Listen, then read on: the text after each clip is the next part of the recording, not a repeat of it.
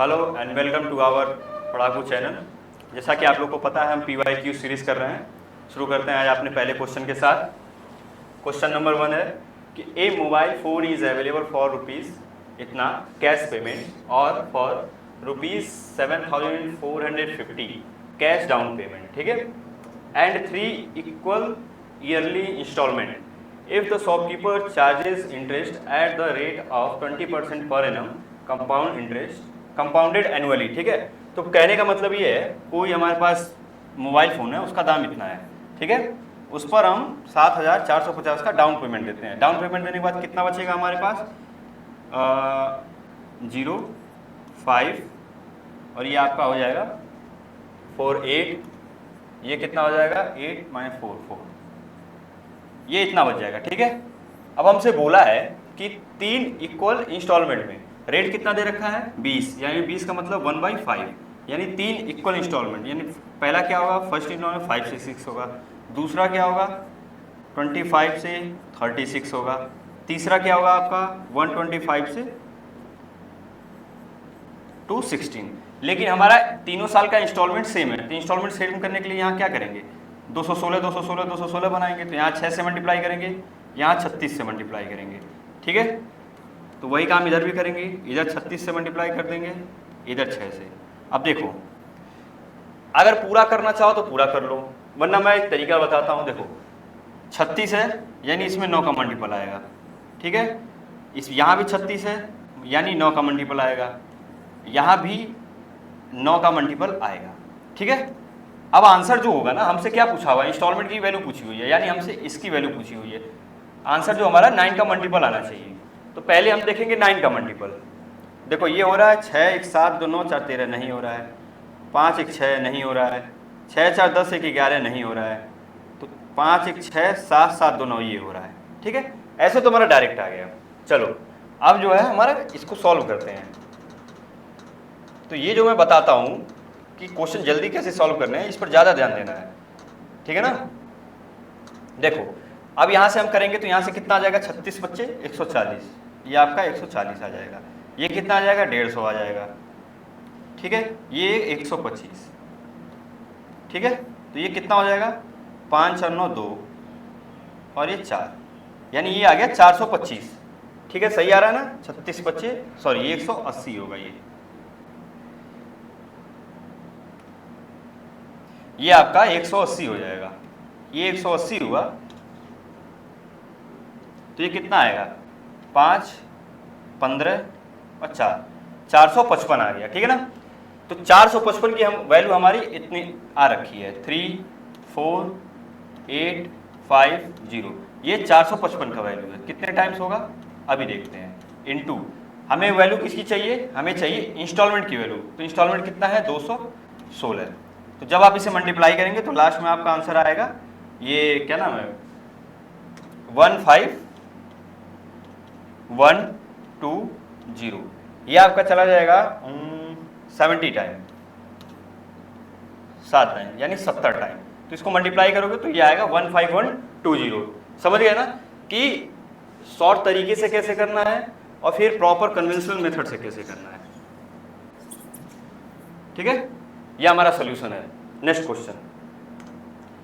Question है कि on selling an item for ₹50 इस शॉपकीपर लूजेस 20%, यानी 20% का मतलब कितना है 1/5, यानी अगर कोई सामान 5 का था तो वो 4 में बिका है, 1 का लॉस हुआ उसे, और बिका कितने में है, इसकी वैल्यू 1500 दिया हुआ है 1500।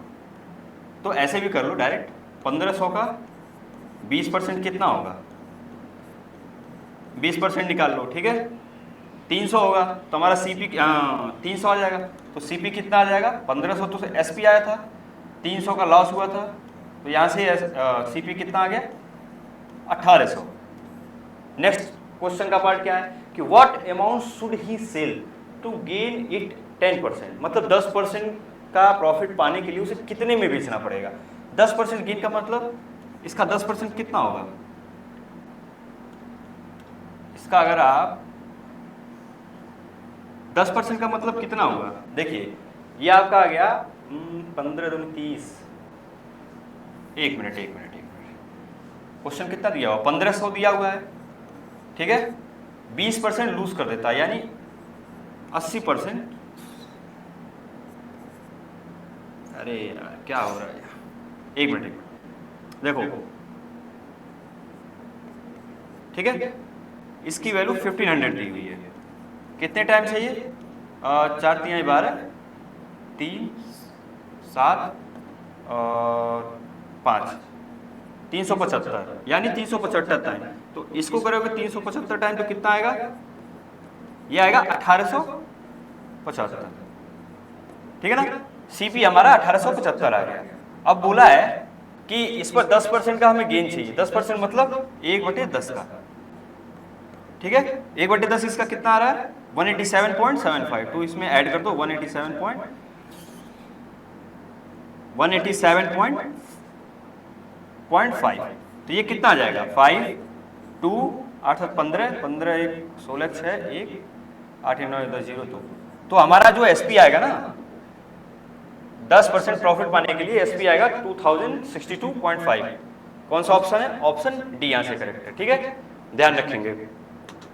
नेक्स्ट क्वेश्चन दिया है कि यदि P और Q दो अभाज्य संख्या है तो उनका औसत क्या होगा, सीधी सी बात है, P + Q/2, सीधा आंसर है ये, ऑप्शन बी यहां से करेक्ट है, ठीक है ना।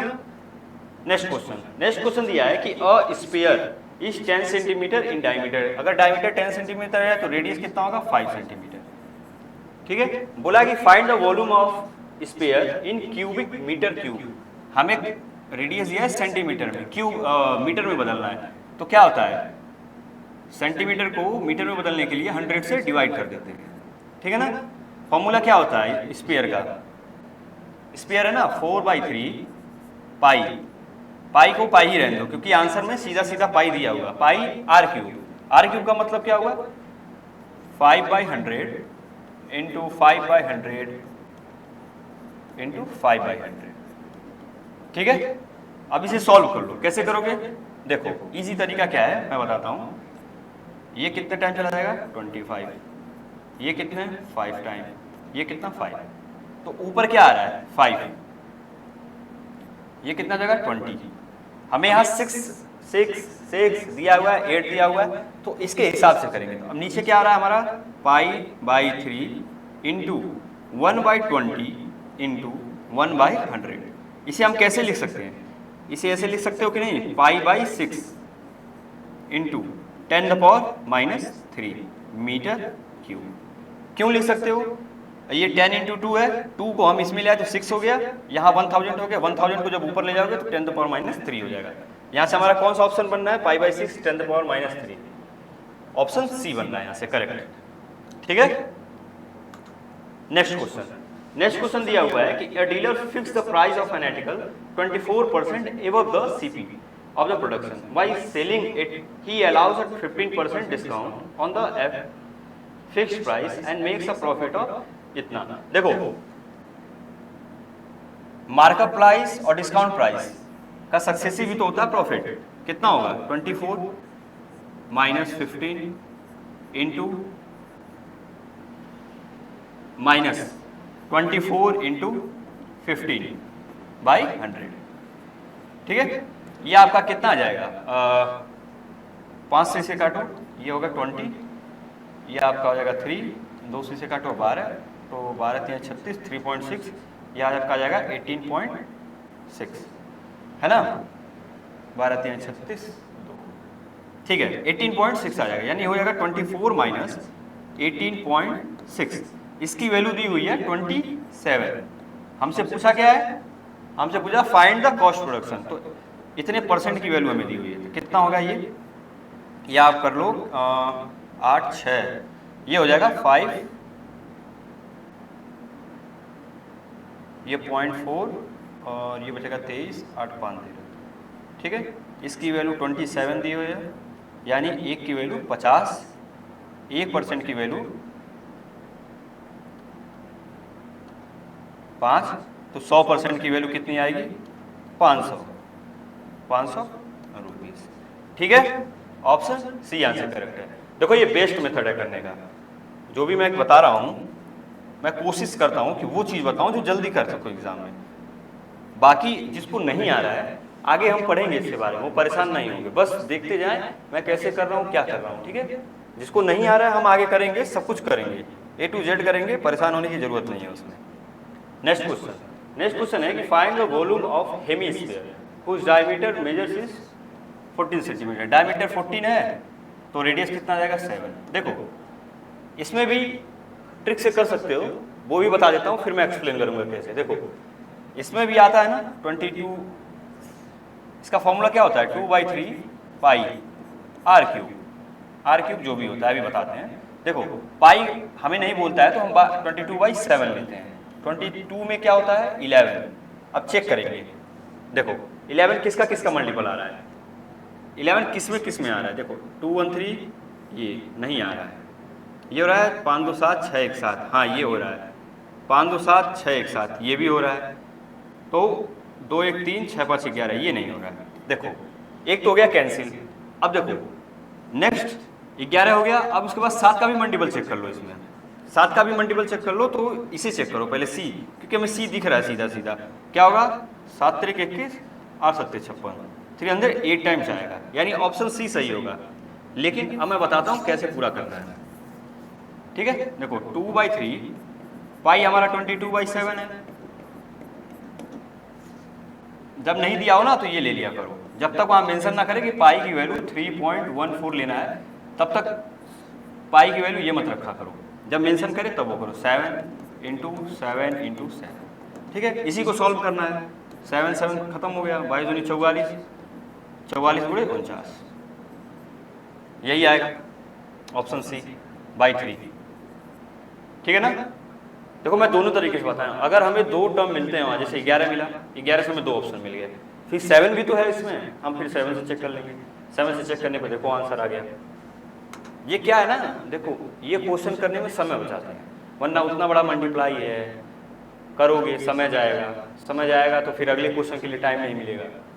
Next question, the ratio of two number is 5 and 7 and their difference is 48। बहुत सिंपल है, डिफरेंस कितना है 2 की वैल्यू 48 दी हुई है।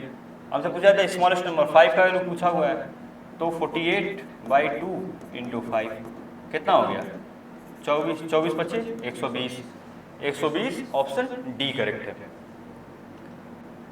ठीक है। नेक्स्ट क्वेश्चन दिया A can do work in 30 days. A जो है किसी काम को 30 दिन में करता है। फिर दिया B can do the same work in 40 days. इसका एलसीएम कितना हो जाएगा 120, ये कितना होगा 4 यूनिट और ये 3, इफिशियंसी आ गई। फिर हमसे क्या बोला they work together for 8 days. 8 दिन काम करेंगे तो कितने यूनिट काम करेंगे 4 3 7 8 7 56 यूनिट काम कर चुके होंगे। तो बोला है 4 और ये 6 64। फिर बोला क्या है एंड बी लीव्स, अब बी छोड़ देता है काम को। तो बोला इन how many days will A finish the remaining work. देखो रिमेनिंग वर्क हमने निकाल लिया, ए की इफिशियंसी कितनी है 4, इसे 4 से डिवाइड कर दो, 4 से डिवाइड करने पर 16 आ जाएगा, ठीक है। ऑप्शन सी करेक्ट है, समझे ना। ये बहुत जल्दी करने का तरीका है, मतलब कि मुझे नहीं लगता अगर जिसको आ रहा होगा ये तो 20 से 30 सेकंड से ज़्यादा लगेगा इसे एग्जाम में। नेक्स्ट क्वेश्चन या in how many ways can 480 can be written as the product of the number which are co prime to each. Co prime क्या होते हैं, को प्राइम होता है जैसे ए और बी दिया हुआ, तो इनमें इनका मल्टीपल जो होता है ना, ये 1 के अलावा इनमें कुछ कॉमन ना है। कोई भी नंबर जैसे 3 5, इनमें 1 के अलावा कुछ कॉमन है नहीं, मल्टीप्लाई करो इसे 1 से बस वही बता रहा है। अब देखो 480 को कैसे लिख सकते हो, 480 ये होता है कि पहले तो 2 × 5 10 हो गया, फिर ये क्या होगा 24 दूनी 48 यानी 2।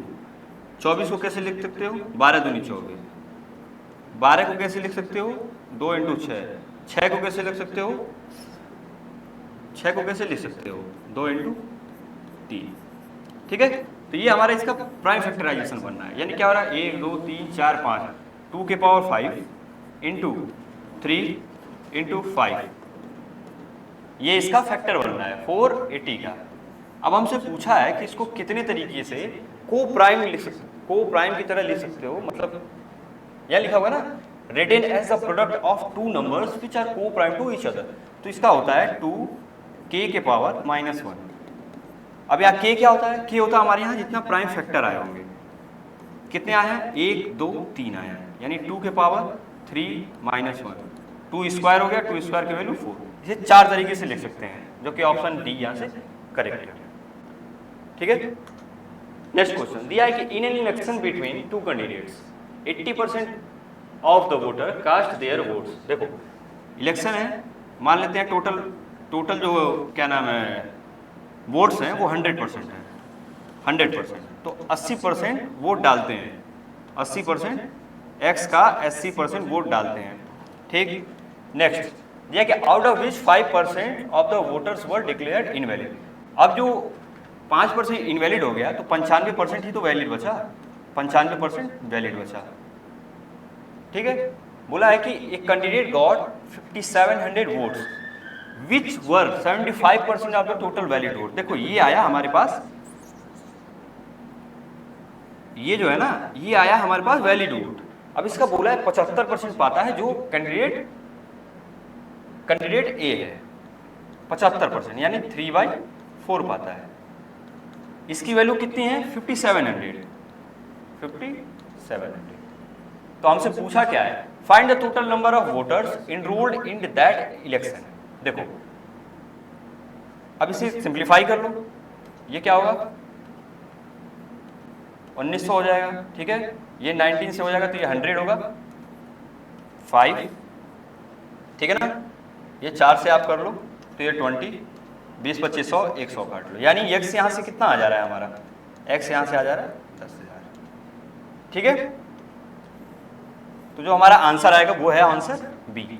समझ गए ना कैसे हुआ। देखो टोटल x था, इसका 80% वोट पड़ा, ठीक है ना, और उसका जितना पड़ा है उसका 5% वोट इनवैलिड हो गया, यानी कि वैलिड कितना हुआ 95%। अब जो 95% वैलिड जो ये वैलिड वोट आया, इसका भी क्या बोला है कि 75% कोई कैंडिडेट ए है वो पाता है, जो कि पाता न्यूमेरिकल वैल्यू से कितने हैं 5700, तो इसके बराबर रख देंगे, हमारा आंसर आ जाएगा। नेक्स्ट क्वेश्चन दिया है 220 meter long train travelling at a speed of 99 kilometer per hour completely crosses another train coming from the opposite direction at a speed of 81 km per hour in 9 seconds। बोला कि find the length of the second train in meter। इन meter में बोला है, यानी हमें speed जो की है ये भी मीटर पर सेकंड में लेना पड़ेगा। तो देखो दोनों ट्रेन अपोजिट डायरेक्शन में आ रही हैं, यानी इनकी रिलेटिव स्पीड क्या होगी प्लस हो जाएगी। तो ये 99 है, ये 81 है, क्या हो जाएगा 180 हो जाएगा किलोमीटर पर आवर। इसे मीटर पर आवर में चेंज करने के लिए क्या करेंगे 5/18 से मल्टीप्लाई करेंगे, तो कितना आ जाएगा ये 50 मीटर पर सेकेंड। अब देखो मान लो ये तो 220 दिया हुआ है प्लस x, स्पीड कितनी आ गई 50, टाइम कितना हमें पता है 9 सेकेंड, तो यहाँ से x कितना आ जाएगा 9 × 5 = 45, 450 माइनस 220 कितना आ गया 230 मीटर। मीटर में ही तो पूछा था 230 मीटर, ऑप्शन ए यहाँ से करेक्ट है। ठीक है ना, हमें देखना पड़ेगा किसमें पूछा है और हमें किसमें दिया हुआ है, तो अगर नहीं मैच करेगा तो उसे चेंज करना पड़ेगा।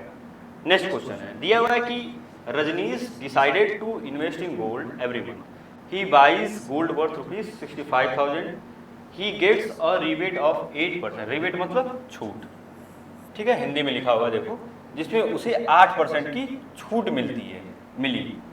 After getting the rebate he pays tax, उसने टैक्स दिया कितना 10% के हिसाब से। फिर अगले महीने वो 70,000 रुपये का फिर सोना खरीदता है, जिसमें 10% का छूट मिलता है, और फिर उसे 12% का टैक्स देना होता है। तो पूछा है what is the percentage change in his investment from the first month to the second month. ठीक है, अब कैसे निकालेंगे इसको मैं बताता हूँ। देखो 8% छूट मिला पहले मंथ में,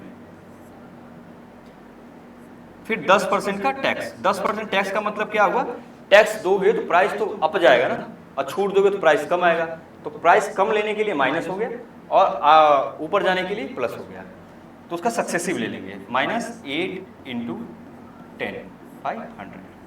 तो ये कितना आ जाएगा, 10 माइनस ये कितना जाएगा 8.8, तो ये कितना आएगा आपका यहाँ से 1.2%। देखो कितना हमारा था 65 इंटू 65,000, इसका कितना आ रहा है ये 12-25,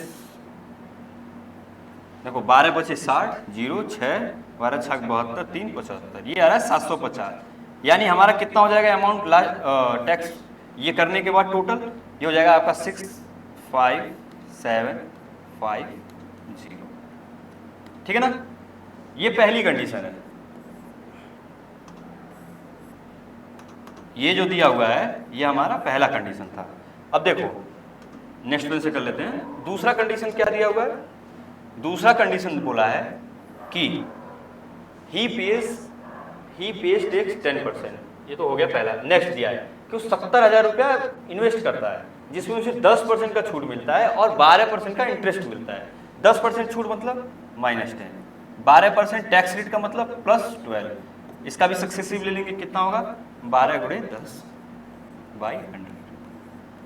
ये आपका कितना हो जाएगा, ये 1.2, ये 1. ये 0.8 हो जाएगा।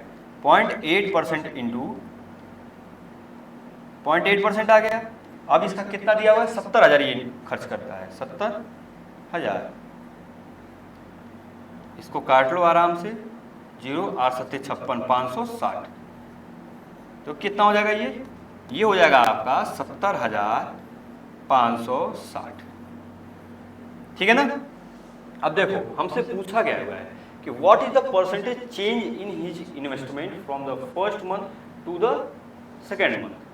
तो पहले से और दूसरे में कितना चेंज हुआ है, हमसे ये पूछा है ना। तो चेंज कितना हुआ है पहले से और दूसरे में, तो देखो इधर लिख लेते हैं, थोड़ा सा छोटा कर लेता हूं मैं।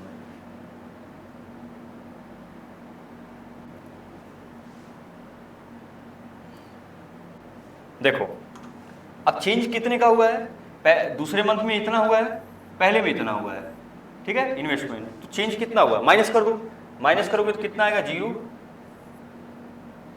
इधर लिख लेते हैं वो वैल्यू।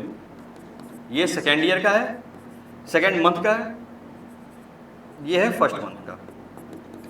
सेकेंड मंथ में कितना है 76560, इसमें कितना है 65750। चेंज कितने का हुआ है 0 1 8 0 1, ठीक है सही है ये, मुझे तो सही लग रहा है, हाँ सही है, ठीक है। डिवाइड बाई, अब देखो कितना हुआ 65,750। अरे हाँ देखो मैं गलत कर रहा था, ठीक है। ये 0.8% आया ना, 8 7 56 560 रुपये आया। ये 560 हुआ तो 70,560, ये 70,560 होगा, कोई बता 70,560। अब चेंज निकाल लो, चेंज कितना होगा 70,560 और ये हुआ 65,750। इसको माइनस कर लो, 1 15 में 7 8 4, ठीक है ये तो खत्म हो गया। बाई चेंज कितना का होगा 65 फर्स्ट ईयर से सेकेंड ईयर में 750 इंटू 100। अब देखो इसमें एक चीज़ है, इसमें हमें ना सबसे बढ़िया है कि हमसे वैल्यू नहीं पूछा, हमसे रेंज पूछा है। तो रेंज इजीली निकाल लोगे तुम, बताता हूँ कैसे। ये मल्टीप्लाई करोगे तो इधर आ जाएगा। देखो रेंज निकालने के लिए ना बहुत इजीली निकालोगे। अब वो कैसे निकालोगे, देखो 65 है ना, 6 है ये, अगर 7 टाइम मल्टीप्लाई करोगे तो ये 42 आता है, ठीक है। और 8 टाइम मल्टीप्लाई करोगे तो ये कितना आता है 48, ठीक है ये सही हुआ है ना। 70,560 65,750, ठीक है 0 1 8 4 4810, ठीक है ना। तो देखो हमसे रेंज पूछा हुआ है, तो रेंज ये 7 टाइम जाएगा, 7 टाइम रहेगा और 8 टाइम से कम रहेगा, ठीक है ना, 8 टाइम से कम रहेगा, क्योंकि ये सिर्फ 6 तो है नहीं, इसके साथ ये वैल्यू ये तो ये 48,000 से बहुत प्लस जाएगा। तो जो हमारी रेंज आएगी ना वो आएगा, क्या नाम है, 7 से 8%, 7 से 8% इंक्रीज हो जाएगा, क्योंकि वहाँ जो सेकेंड मंथ में है वो प्लस हो जा रहा है, तो हमारा जो इन्वेस्टमेंट होगा वो इंक्रीज हो जाएगा। नेक्स्ट क्वेश्चन दिया है कि at what rate percent per annum will a sum of money double itself on simple interest in 7 year। देखो हमारे पास कोई सम है 1 रुपया, वो 7 ईयर में 2 रुपया हो जा रहा है, तो हमें इंटरेस्ट कितने का मिल रहा है, +1 का मिल रहा है, यानी +1 का मिल रहा है, यानी 1, और पीआरटी का फॉर्मूला लगा दो, पी भी हमारा 1 है, आर हमें पता नहीं है, टी हमें पता है 7/100, तो ये रेसिप्रोकल हो जाएगा, तो कितना आ जाएगा, ये आ जाएगा आपका 100/7%। यहाँ से कितना होगा, 14 सही 2/7%, ठीक है ना, 14 सही 2/7, ऑप्शन सी यहाँ से करेक्ट है। नेक्स्ट क्वेश्चन दिया है कि 3 numbers are in the ratio 4, 5 और 6 एंड देयर एलसीएम इज 180। देखो 4, 5 और 6 और वो एचसीएफ पूछा हुआ है, इसका एलसीएम कितना होता है, ये होगा 2 × 2, ये 5, ये 2 × 3, एलसीएम कितना होगा 4 × 5 × 3, कितना हो जाएगा 60। अब देखो 60 की वैल्यू 180 दिया हुआ है, कितने टाइम, 3 टाइम्स, ठीक है, तो हमसे एचसीएफ पूछा है, एचसीएफ क्या हो जाएगा, फिर 3 आ जाएगा, सीधा यहाँ से 3 आ जाएगा। नेक्स्ट बोला है द एचसीएफ ऑफ 204, 507 एंड 174। देखो जब 3 नंबर दिया हो तो इनका डिफरेंस ले लिया करो, इनका डिफरेंस, इसका डिफरेंस कितना हो रहा है, जब इसका डिफरेंस लोगे तो यहाँ 7 हो जाएगा, यहाँ कितना हो जाएगा 20, यहाँ 3 हो जाएगा और यहाँ 30 हो जाएगा, ठीक है, ये 303 आ जाएगा। फिर इनका डिफरेंस कितना आ जाएगा 3, ये कितना हो जाएगा आपका 3, ये कितना हो जाएगा 4 - 1 3,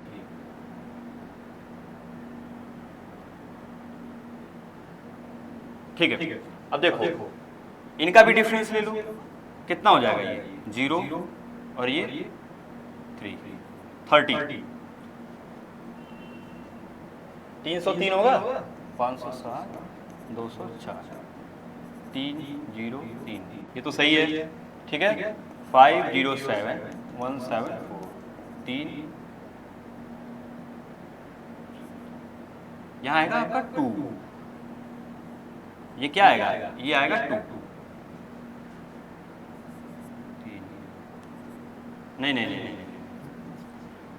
ये जब डिफरेंस लोगे ना तो ये 3 आएगा, ठीक है। देखो 2 से डिविजिबल नहीं है, बिल्कुल नहीं है, 3 से डिविजिबल हो रहा है, हाँ 3 से डिविजिबल हो रहा है, यानी वो सबसे छोटा डिजिट जिससे डिविजिबल होता है कोई नंबर, वही उसका एचसीएफ होता है, ठीक है ना।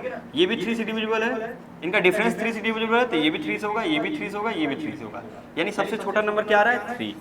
तो हमारा जो एचसीएफ आएगा यहाँ से, ये आएगा ऑप्शन डी, ठीक है। तो ये थी आज की हमारी क्लास, उम्मीद करता हूँ आपको अच्छी लगी होगी, कुछ चीज़ें नहीं मिली होंगी।